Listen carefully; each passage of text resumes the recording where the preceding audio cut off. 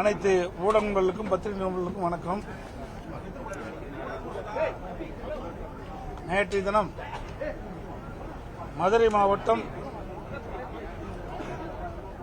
மேலூர் சட்டமன்ற தொகுதிக்கு உட்பட்ட நாக்கிற்பட்டி மற்றும் சுற்று வட்டாரத்தில் உள்ள கிராமங்களில் டங்ஸ்டன் சுரங்கம் அமைப்பதற்கு மத்திய அரசு ஒப்பந்த புள்ளி அறிவிக்கப்பட்டு இறுதி செய்யப்பட்டு அதன் விளைவாக அப்பகுதி மக்கள் ஆர்ப்பாட்டம் போராட்டம் நடத்தியதன் விளைவாக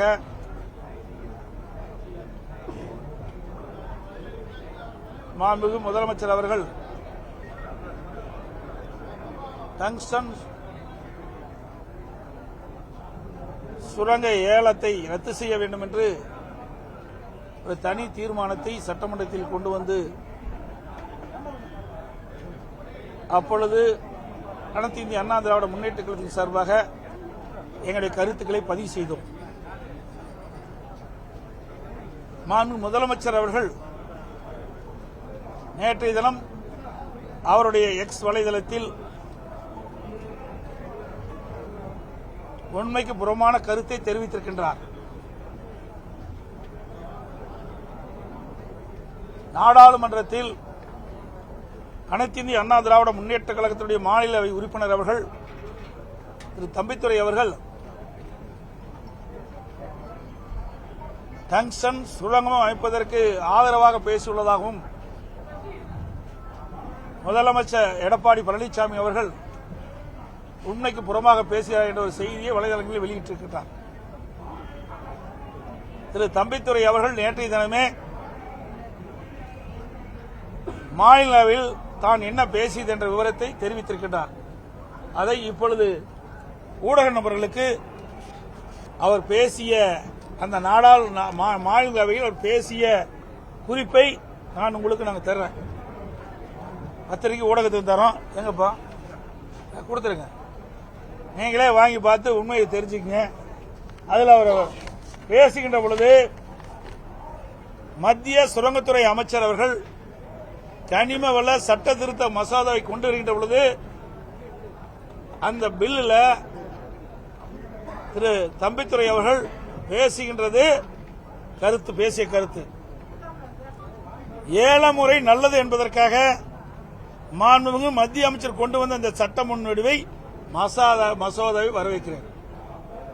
இதில் பல நல்ல அம்சங்கள் உள்ளன. ஏல முறையில் எந்தவிதமான முறைகேடுகள் நடைபெறுவதற்கும் வாய்ப்புகள் இல்லை என்பதால் நாங்கள் ஏல முறையின் குத்தகை உரிமை வழங்குவதற்கான சிறந்த முறை, ஆதலால் அதை நாங்கள் வரவேற்கிறோம் சொல்றார். வேற எதுவுமே சொல்லல. அதுக்கு பிறகு நிறைய பேசுறார். இதற்கு முன் வழங்கப்பட்ட நிலக்கரி சுரங்கங்களில் முறைகேடு நடைபெற்றுள்ளன. இதெல்லாம் திரு தம்பித்துரை அவர்கள் அவையில் பேசினது.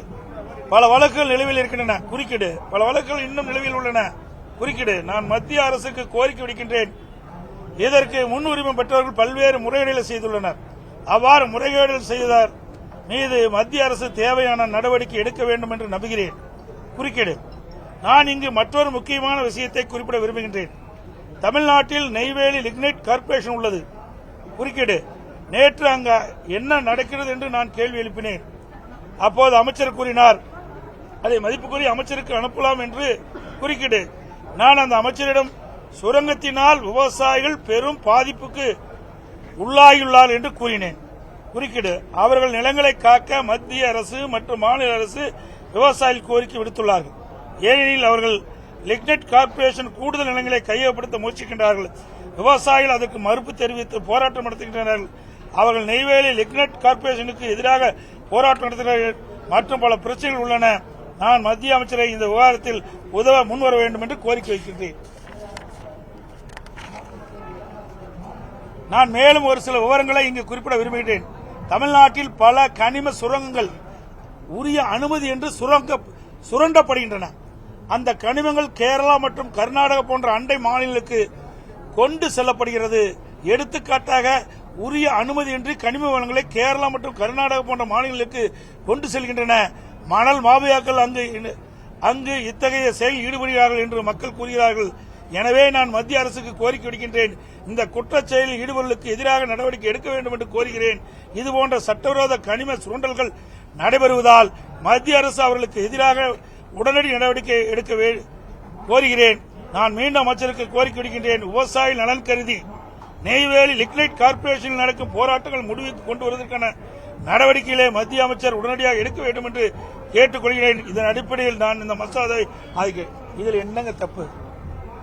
எங்கேயாவது இன்றைக்கு மதுரை மாவட்டம் மேலூர்ல நாயக்கர்பட்டியில் இந்த டங்ஸ்டன் சுரங்கம் அமைப்பதற்கு எங்கேயாவது குறிப்பிட்டிருக்கிற? எதுவுமே இல்லை. வேற வழி இல்ல. திராவிட முன்னேற்ற கழக அரசு இதில் அலட்சியமாக இருந்த காரணத்தினால் இன்னைக்கு டங்ஸ்டன் சுரங்கம் அமைப்பதற்கு மத்திய அரசு நடவடிக்கை எடுத்திருக்கு. அதை மறைப்பதற்கு எங்க மேல் குற்றம் சொல்லி தப்பிக்க பாக்குறாங்க. இது இந்திய அளவில் இந்த மசோதா கொண்டு வந்திருக்கிறாங்க, தமிழ்நாட்டுக்கு மட்டும் இல்ல. அப்ப கொண்டு வருகின்ற பொழுது ஒரு பொதுவான கருத்தை எங்களுடைய நாடாளுமன்ற சொல்லிருக்காரு. இதற்கு முன்பு பாத்தீங்கன்னா யூபிஏ ஐக்கிய முற்போக்கு கூட்டணி ஆட்சி அமைந்தது. யூபிஏ ஐக்கிய முற்போக்கு கூட்டணி ஆட்சி அமைந்தது. அப்பொழுது அவர்களுக்கு யார் வேண்டிப்பட்டவர்களோ அவர்களுக்கு இந்த கனிம சுரங்கத்தை கொடுத்தாங்க.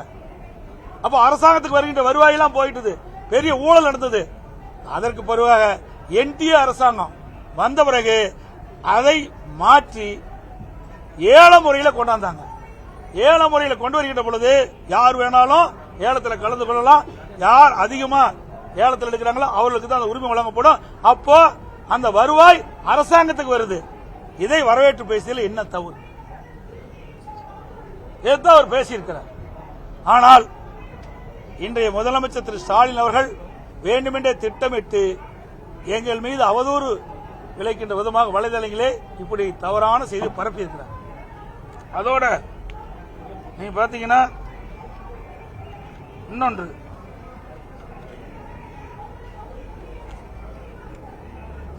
இன்றைக்கு நீர்வளத்துறை அமைச்சர் மத்திய அரசு கடிதம் எழுதியிருக்கிறார். அந்த கடிதத்தில் எங்களுக்கு கிடைக்கப்பட்ட தகவலின்படி அவர் எழுதிய கடிதம் மத்திய அரசுக்கு, மத்திய சுரங்கத்துறை அமைச்சருக்கு எழுதிய கடிதம் நீர்வளத்துறை அமைச்சர். இக்கடிதத்தில் அரிய வகை கனிமங்கள் ஏலமிடும் உரிமையை மாநில அரசுக்கே வழங்க வேண்டும் என்றுதான் கோரியுள்ளாரே தவிர அரிய வகை கனிமங்கள் ஏலமிடுவதை தடை செய்ய வேண்டும் என்றோ கனிம சுரங்கங்கள் விதிகள் திருத்தச் சட்டம் 2023 திரும்ப பெற வேண்டும் என்றோ குறிப்பிடவில்லை. மேலும் தமிழகத்தில் மதுரை மாவட்டத்தில் டங்ஸ்டன் சுரங்கம் அமையக்கூடாது என்று வலியுறுத்தல, எதையுமே சொல்லல. ஏற்கனவே மத்திய சுரங்கத்துறை அமைச்சகம் நாடாளுமன்றத்தில் ஒரு சட்ட மசோதா கொண்டாடுறாங்க. அப்போ அரிய வகை கனிமங்களை மத்திய அரசே குத்தகைக்கு விட வேண்டும் தான், மத்திய அரசாங்கமே அந்த உரிமத்தை வழங்க வேண்டும் என்று தான் இந்த சட்டம் நிறைவேற்றப்படுது. அத மாநில அரசு கேட்குது. அதுக்கு தான் கடிதத்தில் குறிப்பிட்டிருக்கார். ஆனால் இதையெல்லாம் திரித்து மக்களிடத்தில் குழப்பத்தை ஏற்படுத்தி இவர்கள் செய்த தவறை மறைப்பதற்காக எங்கள் மீது அம்மாண்டமான குற்றச்சாட்டை முதலமைச்சர் வலைதளம் மூலமாக வெளியிட்டது கண்டிக்கத்தக்கது. அதோட நிறைய இருக்குதுப்பா. இன்னைக்கு பாத்தீங்கன்னா தேர்தல் அறிக்கையில்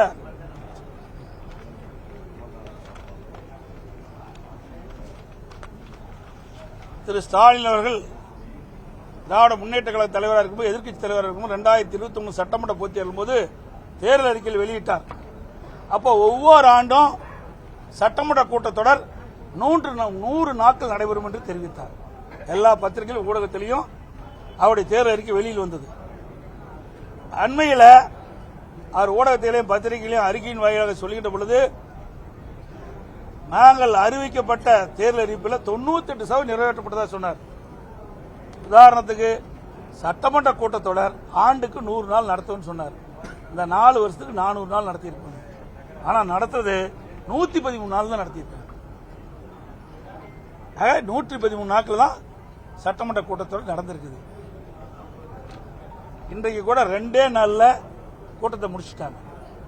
எப்பவுமே 4 நாட்கள் 5 நாட்கள் இந்த மழைக்கால கூட்டத்தொடர் நடக்கும். ஆனா 2 நாட்களில் முடிச்சுட்டாங்க. இன்றைக்கு தமிழ்நாட்டில் ஏராளமான பிரச்சனை இருக்குது. இதையெல்லாம் அனைத்து கட்சி தலைவர்களும் மற்ற சட்டமன்ற உறுப்பினர்கள் தங்கள் தொகுதியில் இருக்கின்ற பிரச்சனையை அரசுடைய கவனத்துக்கு கொண்டு வருவது நடைமுறை. ஆனால் இந்த அரசு இந்த சட்டமன்ற கூட்டத்தொடரில் 2 நாளில் முடிச்சுட்டாங்க. மக்களுடைய பிரச்சனை கூட பேச முடியல. பிரதான எதிர்கட்சிக்கு ஒரு 10 நிமிடம் கொடுக்கறாங்க. பல துறைகள் இருக்குது, பல துறையில் ஏராளமான பிரச்சனைகள் இருக்கின்றது. இப்படி ஏராளமான பிரச்சனைகளை 10 நிமிடத்தில் அரசுடைய கவனத்துக்கு எப்படி கொண்டு வர முடியும்?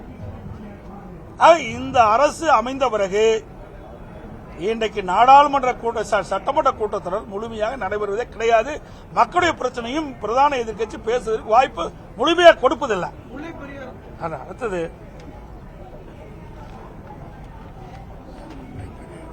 இன்னைக்கு பாத்தீங்கன்னா கடந்த 43 மாத திராவிட முன்னேற்ற கழக ஆட்சியில தினந்தோறும் கொலை, கொள்ளை, பாலியல் கூட தொடர்ந்து நடந்துகிட்டே இருக்குது. நடக்காத நாளே இல்லை. குறிப்பா சிலவற்றை மட்டும் நேரத்தில் குறிப்பிட விரும்புகிறேன். திருப்பூர் மாவட்டம் நீங்க 10 நாட்கள பாத்தீங்கன்னா தொடர் கொலை நடக்குது.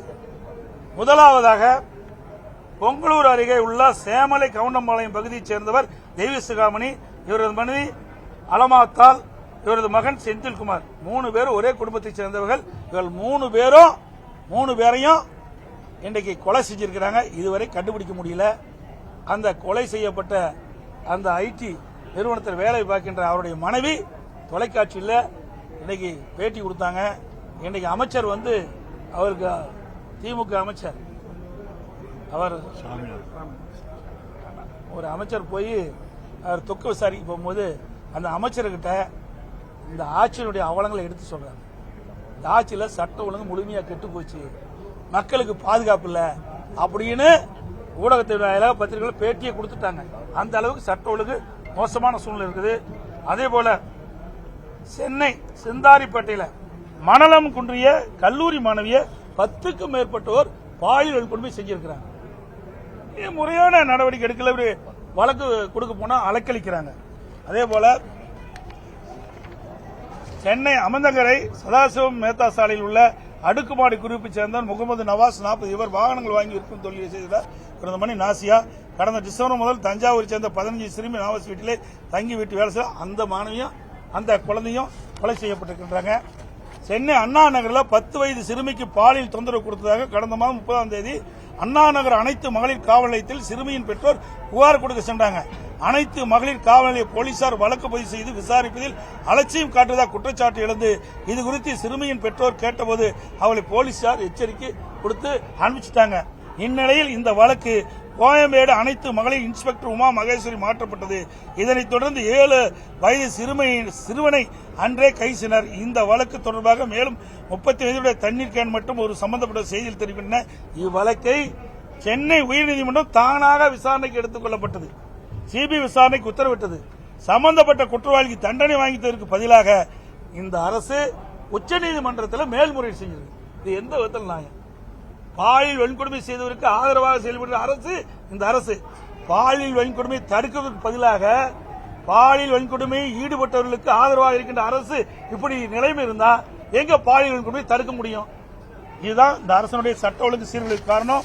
அதோட நீங்க பாத்தீங்கன்னா தமிழ்நாட்டில் போதைப் பொருள் நடமாட்டம் அதிகரிச்சிட்டு நான் 2.5 ஆண்டு காலமா தொடர்ந்து சொல்லிட்டு இருக்கிறேன். நம்முடைய ஊடகத்தின் வாயிலா சொல்றேன், பத்திரிகையின் வாயிலா சொல்றேன், அறிக்கையின் வாயிலா சொல்றேன், சட்டமன்றத்திலும் சொல்லிட்டு இருக்கிறேன். இந்த அரசாங்கம் 43 மாத காலத்தில் இந்த போதைப் பொருள் தடுப்பை முழுமையாக செய்யாத காரணத்தினால் எங்க பார்த்தாலும் கஞ்சா மற்றும் பல்வேறு போதைப் பொருட்கள் விற்பனை அமோகமாக நடைபெற்றுக் கொண்டிருக்கிறது. இதனால் இளைஞர்கள் மாணவர்கள் கடுமையாக பாதிக்கப்பட்டிருக்கிறாங்க. இன்றைக்கு முதலமைச்சரே சொல்றார், என்ன போதையின் பாதையில் செல்லாதீர்கள். யாரு? முதலமைச்சர் ஊடகத்தின் வாயிலாக செய்தி வெளியிடுறார். நான் ஏற்கனவே 2.5 ஆண்டுக்கு முன்பே எச்சரிக்கை விடுத்தேன்.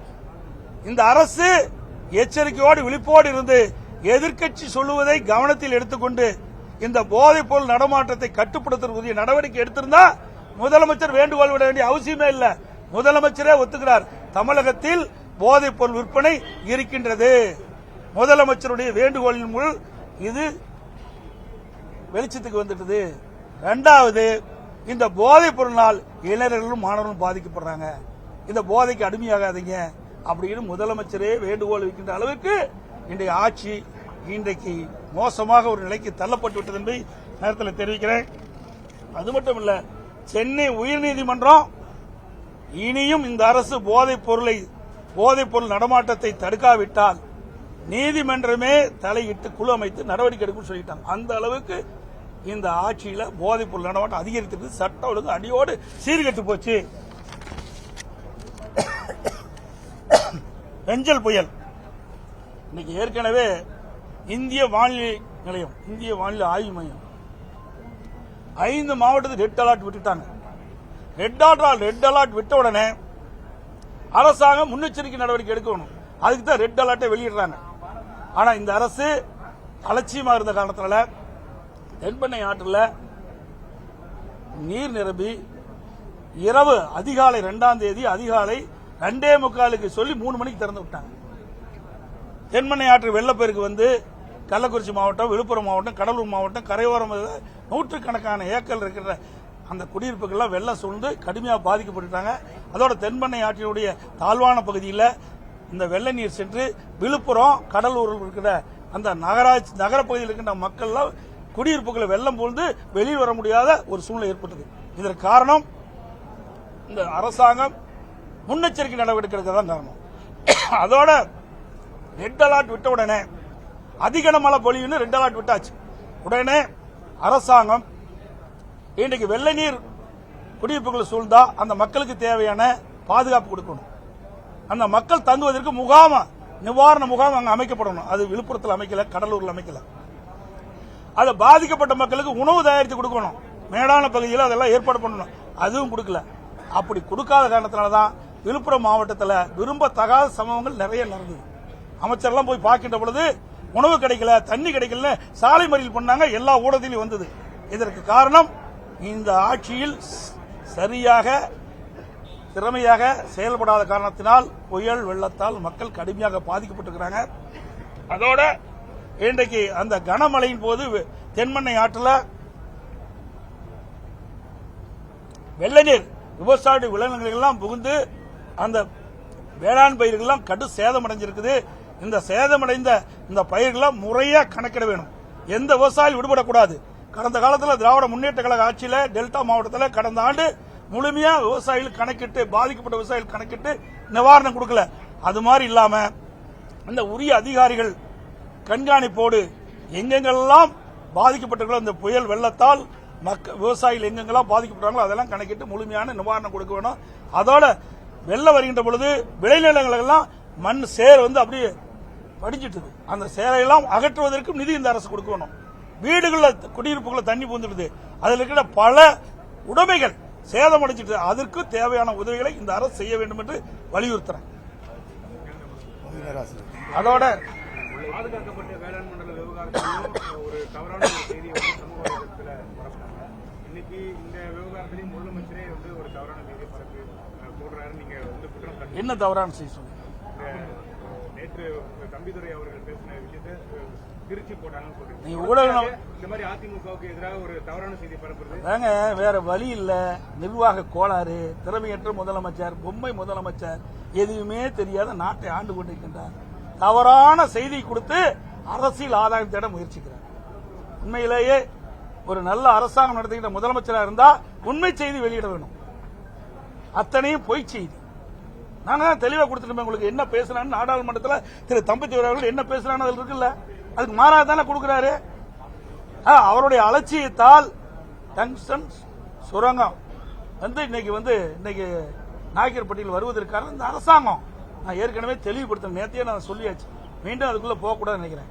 ஏன்னா 2024 பிப்ரவரி மாதமே டங்ஸ்டன் சுரங்கம் அமைப்பதற்கு மத்திய சுரங்க அமைச்சகம் ஒப்பந்தம் வெளியிட்டு 2011 மாதம் ஒப்பந்தம் இறுதி செய்யப்பட்டு தனியார் கொடுத்துட்டாங்க. அப்ப 10 மாத காலமாக திராவிட முன்னேற்ற கழக அரசு ஏன் நடவடிக்கை எடுக்கிறது? மதுரை மாவட்டம் மேலூர்ல நாயக்கர்பட்டியில டங்ஸ்டன் சுரங்கம் அமைப்பதற்கு ஏழை விட்டாச்சு இல்ல, 10 மாதம் இருக்குல்ல இடைவெளியில. 10 மாதத்துல மத்திய அரசுக்கு இங்க இருக்கின்ற மக்கள் பாதிக்கப்படுகிறார் என்று கோரிக்கை வச்சிருந்தா நிறைவேற்றிருப்பாங்க. ஆனா மக்கள் போராட்டம் செஞ்ச காரணத்தினாலதான் வேற வழி இல்லாத முதலமைச்சர் அவர்கள் பாரத பிரதமர் கடிதம் எழுதுகிறார். அந்த கடிதத்திற்கு அன்றைய தினமே அங்கே சுரங்கத்துறை மத்திய சுரங்கத்துறை அமைச்சகம் பதில் வெளியிட்டது, எக்ஸ் வலைதளத்தில் வெளியிட்டது. நாங்கள் ஒப்பந்தம் வெளியிட்டு 10 மாத காலமாக நீங்கள் எந்த கோரிக்கையும் வைக்கவில்லை அப்படி எக்ஸ் வலைதளத்தில் வெளியிட்டாங்க. அப்படின்னா இந்த ஆட்சியில ஏதோ நடக்குது. 10 மாத காலம் இடைவெளி இருக்கின்ற பொழுது யாருக்கு உதவ வேண்டும் என்பது தெரியல. அப்படி உண்மையிலேயே இந்த டங்ஸ்டன் சுரங்கம் அமைக்கக்கூடாது என்று இந்த அரசு நினைக்கப்பட்டிருந்தால் உடனடியாக ஒப்பந்தம் அறிவிக்கப்பட்ட உடனே மத்திய அரசுக்கு தகவல் கொடுத்து இதை நிறுத்தி இருக்கலாம். ஒப்பந்தம் இறுதி செய்ய வரைக்கும் காத்திருந்துட்டு மக்கள் போராட்டத்துக்கு பிறகுதான் முதலமைச்சர் வேற வழி இல்லாம பிரதமருக்கு கடிதம் கொடுக்கிறார். இதுதான் உண்மை.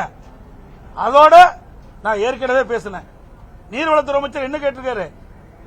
டங்ஸ்டன் சுரங்கம் அமைப்பதெல்லாம் சொல்லல, அந்த ஏழை விடுகின்ற உரிமையை தனக்கு வேணும்னு லெட்டர் கொடுத்திருக்காங்க.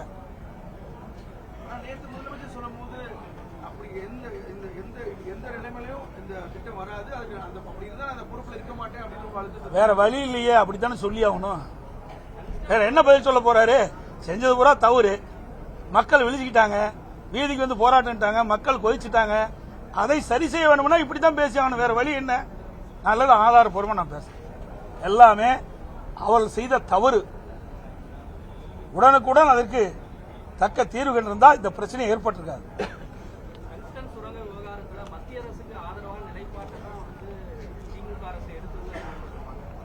அதாவது இந்த மசோதா வரும்போது பாதிக்குன்னு சொன்னாங்களா, பேச வேணும்ல.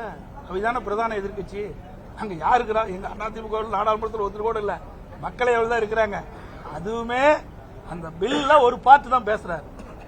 என்னன்னா, ஏற்கனவே இந்த அரசாங்கம் பாத்தீங்களா, அந்த அரசாங்கத்தில் இன்னைக்கு அதுக்கு முந்தி இருந்த யூபிஏ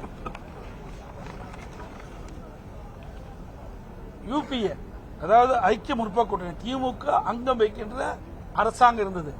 அதுல தன்னிச்சையாக தங்களுக்கு யார் வேண்டிப்பட்டார்களோ அவர்களுக்கு அந்த உரிமத்தை கொடுத்தாங்க. அதை ரத்து செய்வதற்கு தான் 7 முறை கொண்டு வந்தார். அதை சொல்லித்தான் பேசினார். அப்புறம் நான் ஏற்கனவே படிச்சுட்டோம், கொடுத்துட்டேன். அந்த நெய்வேலியில் எப்படி எல்லாம் பாதிக்கப்படுறாங்கன்னு விவசாயிகள்லாம் அதெல்லாம் நாங்கள் சொல்லியிருக்கோம்ல. இதை வேண்டுமென்றே திட்டமிட்டு அதிமுக மீது ஏதாவது அவதூறு செய்தி வெளியிட வேண்டும் என்று வெளியிட்டிருக்கார ஒழிய உண்மை செய்தி அல்ல. அனைத்து ஊடகங்களுக்கும் பத்திரிகைகளுக்கும் வணக்கம். அதே மாதிரி இன்றைக்கு 2021 சட்டமன்ற பொதுத் தேர்தலின் போது திராவிட முன்னேற்ற கழக தேர்தல் அறிக்கையில் 181வது அறிவிப்புல சொல்லியிருக்கிறாங்க, திராவிட முன்னேற்ற கழக ஆட்சிக்கு வந்தா பகுதி ஆசிரியர்கள் அனைவரும் நிரந்தரமாக்கப்படும். இதுவரைக்கும் செய்யவே இல்லை. ஆனா முதலமைச்சர் 98% நிறைவேற்றப்பட்டதா ஒரு பொய்ய சொல்லிக்கிட்டே இருக்கிறார். ஆக இன்னைக்கு அந்த போராட்டத்தில் இறங்கியவர்களாம் இன்னைக்கு கைது செய்யப்பட்டு ராஜரத்னம் ஸ்டேடியத்தில் வச்சிருக்கிறாங்க. அவெல்லாம் விடுதலை செய்ய வேணும். ஏனென்றால் ஒரு தேர்தல் அறிக்கையை நம்பித்தான் மக்கள் வாக்களிச்சு நீங்க ஜெயிச்சிருக்கிறீங்க. எந்த தேர்தல் அறிக்கையுமே நிறைவேற்றல. முக்கியமான தேர்தல் அறிக்கை எதுவுமே நிறைவேற்றல. அத்தனையும் பொய். அரசு ஊழியர்களுக்கு கொடுக்கப்பட்ட வாக்குறுதி நிறைவேற்றல, பகுதி ஆசிரியர்களுக்கு கொடுக்கப்பட்ட வாக்குறுதி நிறைவேற்றல. இன்னும் பல வாக்குறுதி கிட்டத்தட்ட 525 அறிவிப்புகள் வெளியிட்டிருக்கிறாங்க. அதுல ஒரு 10% அறிவிப்புகள் தான் நிறைவேற்றியிருக்காங்க. முக்கியமான அறிவிப்புகள் எதுவுமே திராவிட முன்னேற்ற அரசு நிறைவேற்றப்படவில்லை. இதெல்லாம் 2026 வருகின்ற சட்டமன்ற தேர்தலில் எதிரொலிக்கும். இவர்களெல்லாம் தக்க பதிலடி அந்த தேர்தலில் மக்கள் வழங்குவாங்க.